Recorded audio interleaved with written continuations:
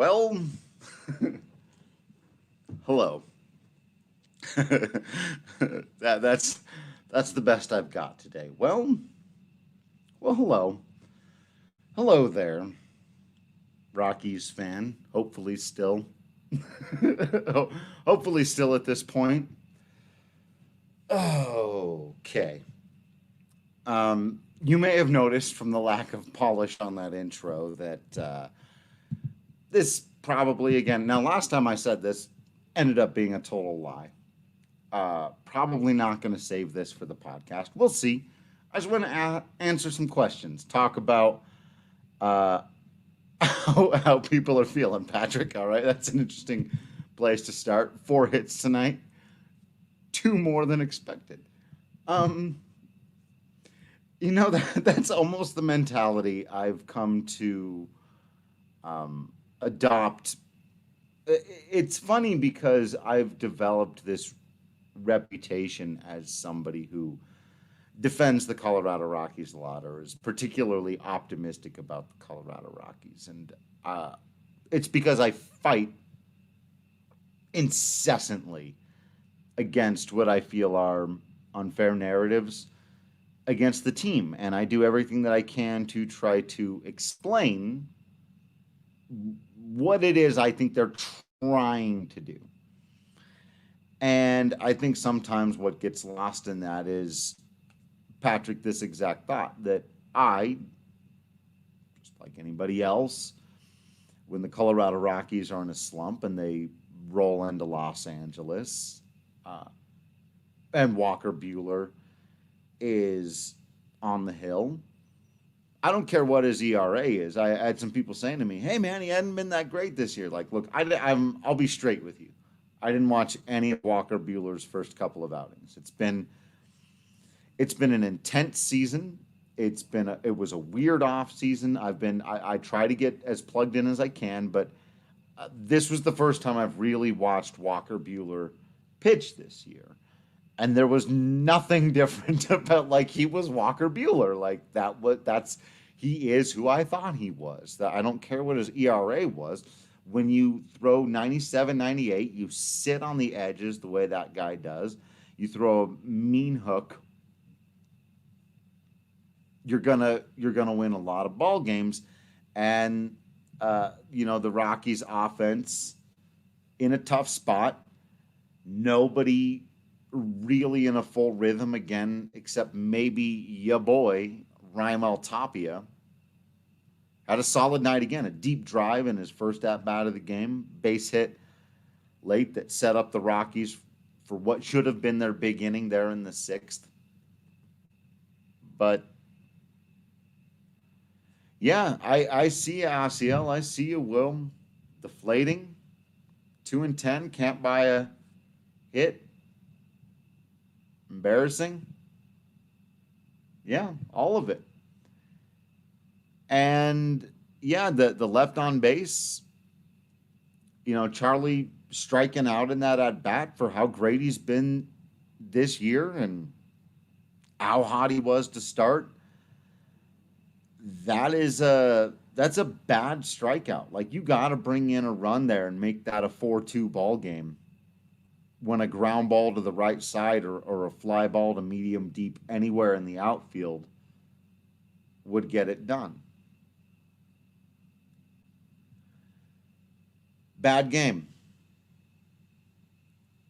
Jon didn't pitch well, um, but he also did not pitch as poorly as I feel like the final line. Look, honestly, I thought his pitch selection and location were mostly very good. He just barely was missing out of the zone, which typically is better than just barely missing inside the zone. And against a lesser offense, that's probably going to lead to a few more swings and misses. And the Dodgers were just taking, and they're the Dodgers, and Rob Drake was behind the plate again, so they got every single call. Gray was squeezed throughout the evening. And again, the data's there. I threw it out on Twitter all night. It's very easy to see. Rob Drake, I don't know what to tell you there.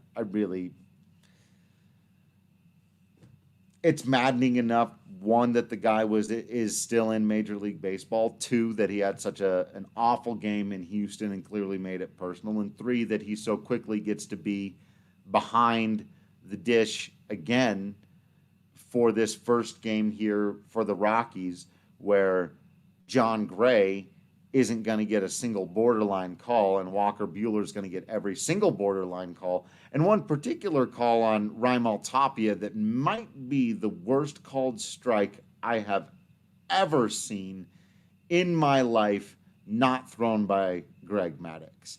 That was appalling. I mean, you saw even Raimel Tapia. It wasn't even like he was angry. He literally just like turned around to Rob Drake like, are you sure? Like, are you sure you saw that pitch? Like, but I'm not going to belabor the umpire thing again. Unless Will and Ryan bait me into doing so here in the comment section.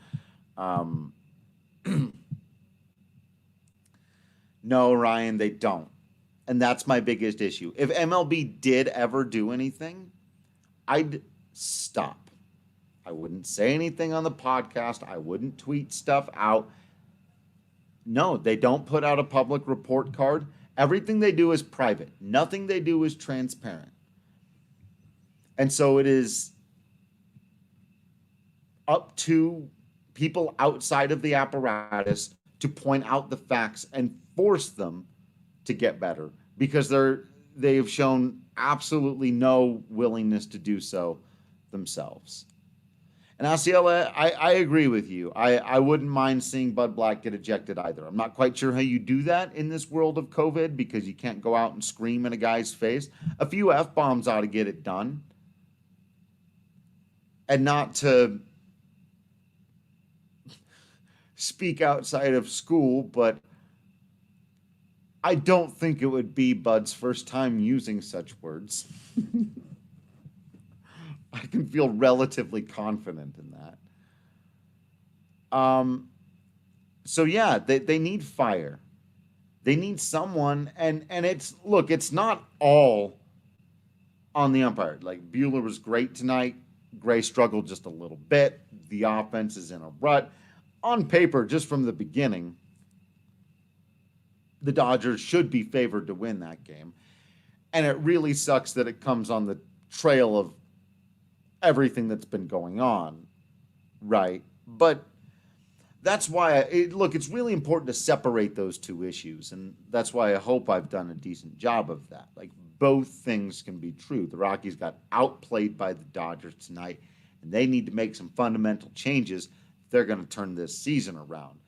Rob Drake should not be behind home plate. Those are two completely separate things that are true. He shouldn't be behind home plate for another Colorado Rockies game for the rest of the season, and because the way things are set up, he probably will be. And that's just appalling.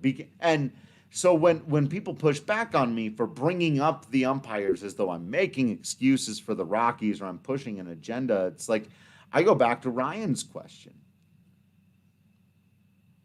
If not journalists, I'm sorry, like, whatever, like, look, I hate waving that badge around or whatever, but look, if not people in the industry who have access and who have a little bit of sway and who have a little bit of an audience, if I don't go out and point out facts, that's all I'm doing. I'm sharing with people facts. Rob Drake done messed up again. Does Major League Baseball say or do anything about it? No, Ryan, they don't. And until enough dust is kicked into the air, they won't. I have decided to be among the dust kickers because I believe that that's change that can happen and will happen once enough people make it happen. But that's what it takes. That's why, as much as I feel for the people who come at me and say, Drew, stop already. We get it. We get where you're at with the umpires. We get it. but it's tiring. Talk about the ball game. I will go live after 60 of 6. We're 100% so far this year. I'm going live after every game. We're going live a lot of times before games. I got plenty of podcasts and articles to write, and you're all subscribers, and I appreciate that to the end of the earth. I really do. I've got plenty of time to talk about all of it. Every once in a while, people ask me about uniforms. I don't know anything about uniforms, but I do my best to give you an answer. I try to come up with an opinion or point out other people's opinions that I think are interesting, or bring you the opinions of people that I think are interesting. If we can have a 30-minute conversation about whether or not the Rockies should have a kind of lavender powder purple as an alternate jersey with cursive on the front, which I think is a really cool and interesting idea, then yeah, we can continue to have conversations about umpires. The other way I just thought of putting it this way was tonight. Let me put it to you like this. Did Jeff Bridich strike out with runners at second and third and 1 out tonight? He didn't. Did he? Did Jeff Bridich give up 8 runs in 1 inning against the Diamondbacks? He did not. Is Jeff Bridich batting .225 after that Houston series, even though he's getting paid $35 million? Nope. But does Jeff Bridich bear responsibility for the record and performance of this team? Absolutely. So when people say to me, hey man, Rob Drake's not the reason the Rockies lost the game, I go, well, neither is Jeff Bridich, if we're breaking it down that specifically, and neither is Bud Black. Every baseball game and every baseball season, I'm getting super philosophical on you now. We're not, I mean, we're live, we're recording this, but we'll see. Again, we'll see if this gets in the podcast. Every baseball game, every baseball season, every at bat is a microcosm. It's a culmination of a lot of different events, and trying to pick the one based on your own agenda. And I know that's what people think I'm doing, but find the tweet where I said, call X cost the Rockies the game. I've never said that. When I tweet out the strike zone and the pitches, it is what it is.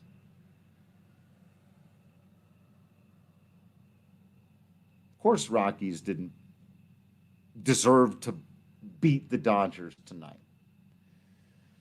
Bueller pitched better than Gray. Dodgers offense is better than the Rockies offense. Were there some bad breaks in there? For sure. But if you choose to separate all of that also from Rob Drake, nah. Let's talk about all of it. Let's put all the data, all the facts on the table.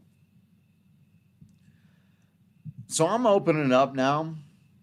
Like, I'm going to keep this one relatively short unless you all have just a mountain of questions for me. But I'm going to answer them for a minute. Like, yeah, Ryan, like, gloves off. I'm going. And ask me anything now, anything about the team. Ask me anything about anything.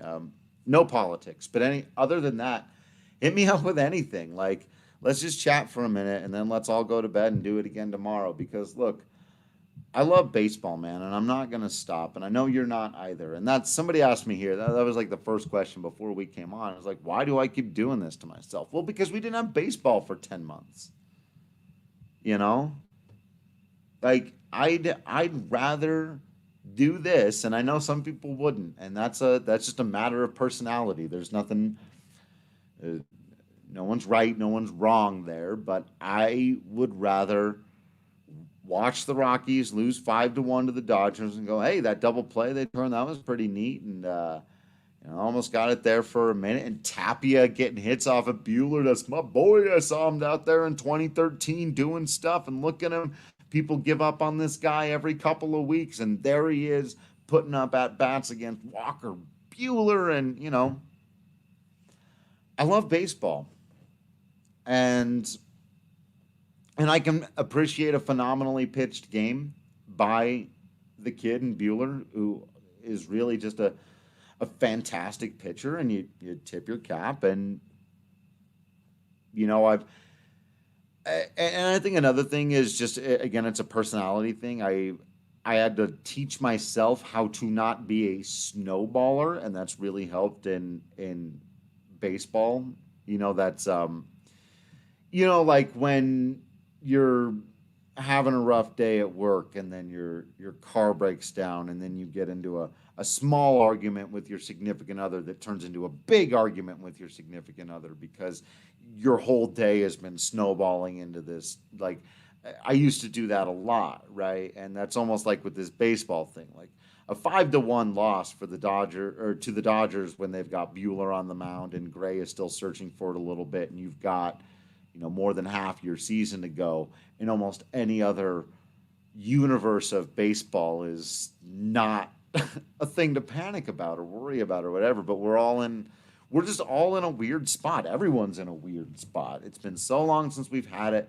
We wanted them so bad to just prove that early stretch to be who they are. They've fallen back to 500 now. They're probably going to fall under 500 here in this series with the Dodgers, even though I think they'll probably salvage a game somehow. It's hard to fully envision it, though the offense started to do some things. I thought for a second Nolan had tied it up with that drive to right. When is a good time to bet the house on a Rocks win? Oy, I'm not sure I could ever bet the house on a Rocks win. One time I went out to Vegas. This would have been probably over 10. How old am I now? Over 10 years ago. I was 21, so it would have been over 10 years ago. Because yeah, it was like that fresh, and it wasn't my plan, but a friend had a birthday party out in Vegas, and so I went, and it was just a couple of friends, and I was like, I guess I'll try a few things, but I'm not going to play the slots because that didn't seem like fun to me. I was like, well, I'm a big sports guy, right? Big sports guy. So I'm going to bet on sports. And the Rockies were playing the Cubs. I can't remember too much else about it, but I remember it was the Cubs.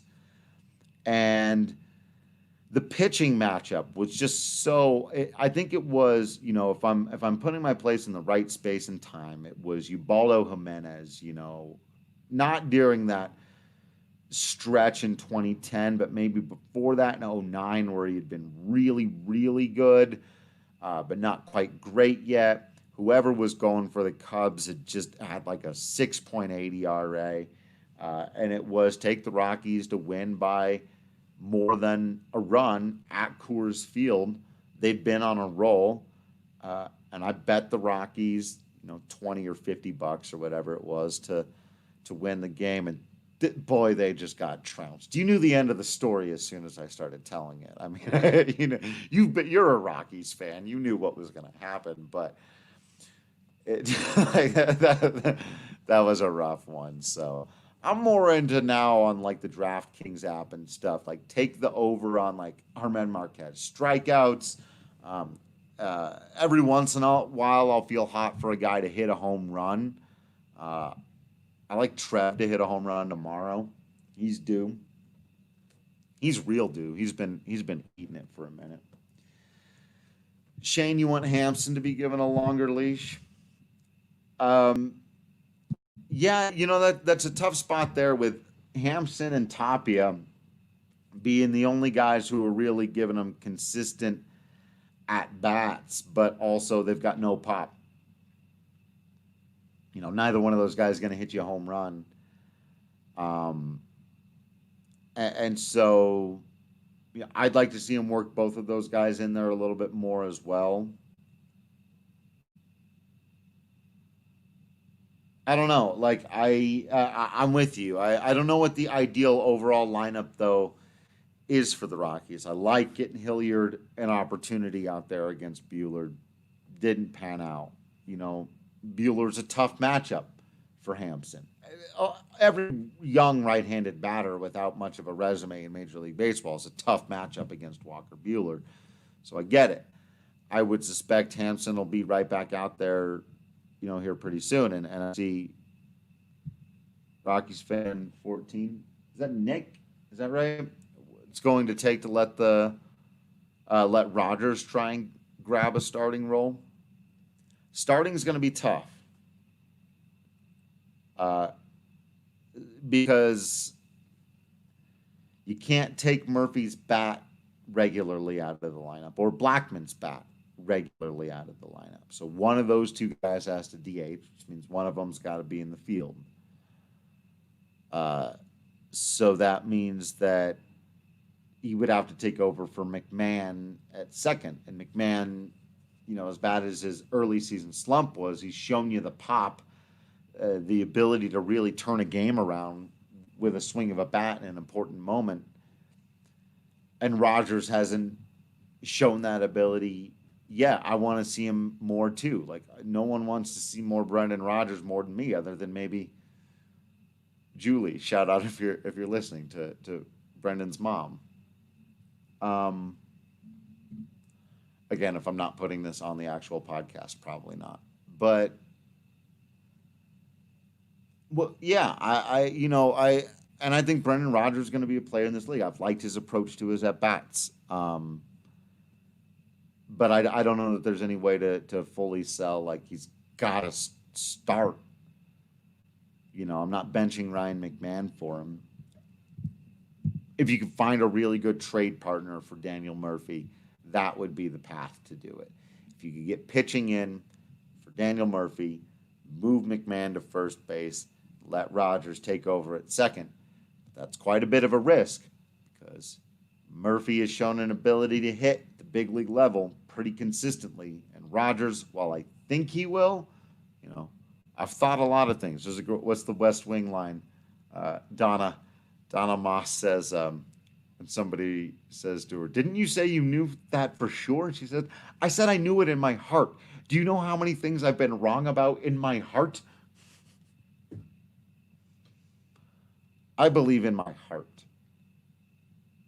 that Brendan Rodgers is going to hit and hit well at the big league level and do so for a long time and be even a borderline star as a hitter. But we haven't seen it yet. And so taking a risk on it right now, issue. Would I consider Will moving Nolan up or down the lineup? Yeah, Patrick talked about that yesterday. Said he'd move him back to fifth. I don't hate it. I don't know that it's a panacea for your problems. It's my next album title. He's got a hit, dude. Like, I don't know. Like, I don't want to overly complicate the formula for you there, but Nolan Arenado has to hit baseballs better. He has to start hitting, or this team is going to struggle. Period. You're getting paid superstar money. You're doing superstar things in the offseason. You got to hit like a superstar, and he hasn't. But yeah, in the meantime, I'd mess around with it a little bit. The only question is, right, like, who do you have? Tapia's in a great spot at the plate. He's seeing every pitch. He's tracking the ball. He's putting good swings on stuff, laying off of balls even when they're called strikes. Like, he's had so many. Tapia in particular. I'm not getting back on that, but still. Other than that, like, Trev's in a bad spot. Charlie's in a bad spot right now. Kemp, not in a great spot. Who you putting in at fourth, right? That's your question. Like, move Nolan to fifth that's one thing I always try to remind people. Like, my job here, I always feel like, one, try to make it as entertaining as possible for you, the Rockies fan, to engage with Rockies baseball. Sometimes that's a bit of a challenge. And two, inject as much nuance as I possibly can into the conversation. And it's always difficult because, we want to do the one thing without thought of, well, what's the second move? You move Nolan back, but who steps in to be your new cleanup hitter? You want to go Tapia, Hampson, Chuck, Trev, Nolan? Again, I don't hate it. And it sends a message that you're willing to do anything in an odd season, and that if guys are slumping, regardless of their status, you're going to shake things up. I can appreciate that. You can swap Tapia and Hampson around depending on the handedness of the starting pitcher. I like that speed combo up top.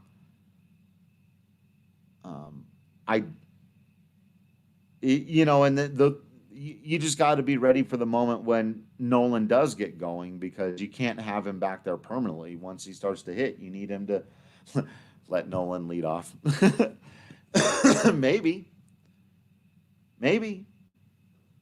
I mean, who did the Cubs? The Cubs did that with somebody when they were really struggling. I don't want to say Kyle Schwarber, when he was really struggling, and they had him bat leadoff just to sort of force him to get into it immediately and to give him more at bats. And it's an unusual guy to have bat leadoff, but it seemed to work for him. Yeah, Schwarber. So we're on the same page here. Yeah. Like, part of me still is, I don't know, my brain has that traditionalist mindset of like, you want table setters and then table clearers. That's how lineups work. But I don't know stuff. Clearly, what do I know? The guy says, getting almost 30 minutes into people asking him questions. What do I know? What are you asking me for? Yeah, Rizzo, they did it with for a little while. I don't hate the idea at all. I mean, to shake it up, man, because the offense is in a weird spot. And I don't even say a totally terrible spot. Remember, they got 8 and 6 runs in those final games against Houston. I think a lot of times their approach has been right. I see people asking me about Dave Maggon, and I'm like, all he can do is help them scout and have the approach. He can't make Charlie create contact with one out and runners at second and third. That's on Charlie Blackmon. That's not on Dave Maggon. It's not on Bud Black or Jeff Bridich or, and what do you do? Because Charlie's such a great player and such a great hitter. She's, Deborah, Charlie batting leadoff. And a week ago, I would have said, you can't have Charlie leave Charlie where he is. Don't do anything to Charlie. Well, no, maybe he's going to shake it all up. Shake it all up. Come out tomorrow with Nolan batting first and Charlie batting second, just to get him as many at bats as possible. And Tapia will be like, what the hell, man? No. What are we doing? I thought I was doing fine here, buddy. But I still think it's shake stuff up time and not panic time. I don't even know what panic would look like in a 60-game season. And it's like, they're not going to sell stuff off. They're not going to be like, all right, we're trading everybody. Like, this is such a weird year. I still think they're going to seek to try to buy some bullpen help at the deadline, but they got to win a couple of games before that happens. They'll probably need to do that. Probably try to win a couple. But I agree. Mr. Contrarian 58, Nolan's got to pick up the team. Nolan has to pick up the team. And I worry sometimes about, I've seen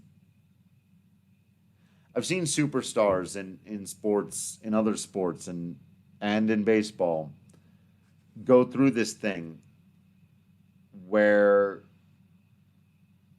they sign the big contract.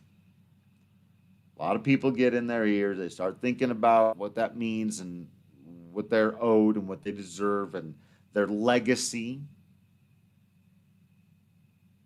And I think Nolan started thinking a lot about his legacy and,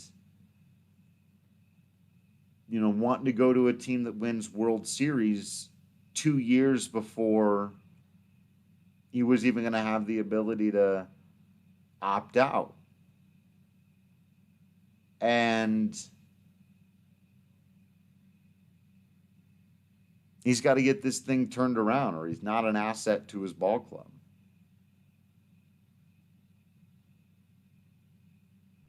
And and his offseason will have legitimately been a distraction.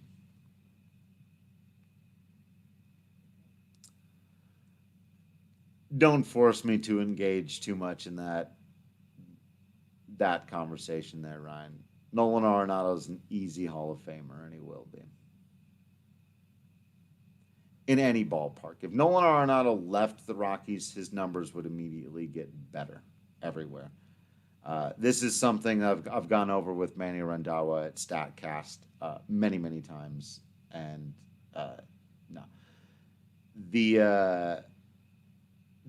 The hangover effect, I see there's a person in here hanging out who's probably not familiar with the hangover effect and quoting straight up splits for Rockies players, and probably unfamiliar with the entire history of the Colorado Rockies and players that leave the organization, and then those splits almost always dramatically iron out. And so it's not a real thing. And the fact is that Nolan Arenado hits at an extreme disadvantage because he has to make this extraordinary adjustment every time he goes out on the road, and then make that adjustment back when he goes back to Coors Field. And because of that, if he had to not deal with that, just like has happened with DJ LeMahieu, Larry Walker, Matt Holliday, Dexter Fowler, and countless others, it would iron out, and his WRC plus would go up by like 10 points, even though his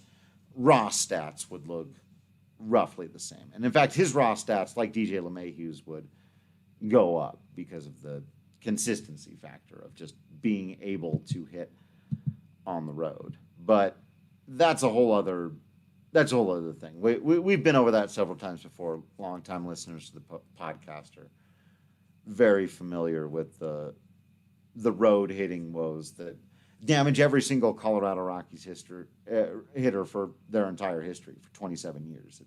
The data is overwhelming, but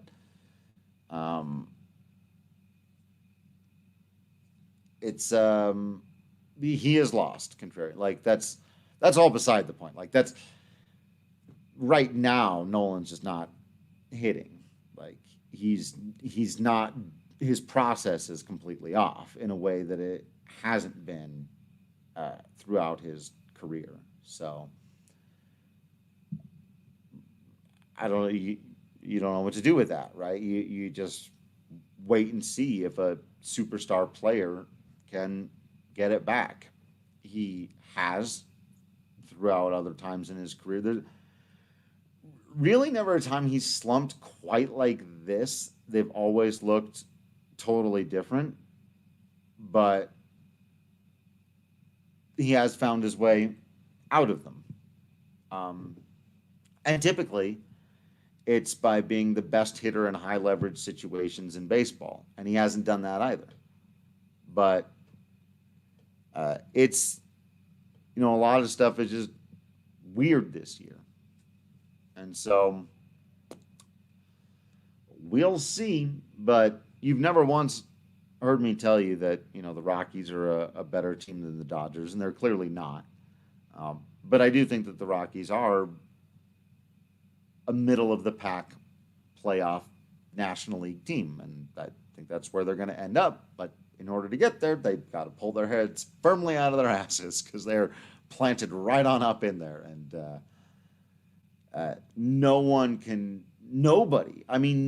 on the roster right now, I guess, other than Kyle Freeland and Antonio Senzatella, can truly claim to be playing great baseball right now.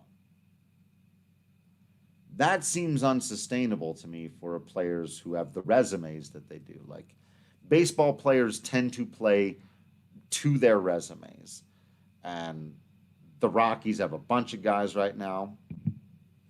Marquez, exactly, right? Like, he's not going to give up runs in a game again, maybe ever in his career. Like, literally, he might not ever do that again. So, the thing is, they don't have 162 games for that stuff to balance out, right? They've only got these next couple. So we'll see.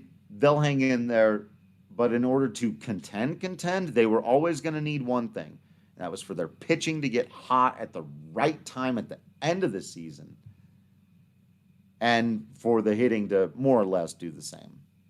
They got to hang in to get there, but we'll find out.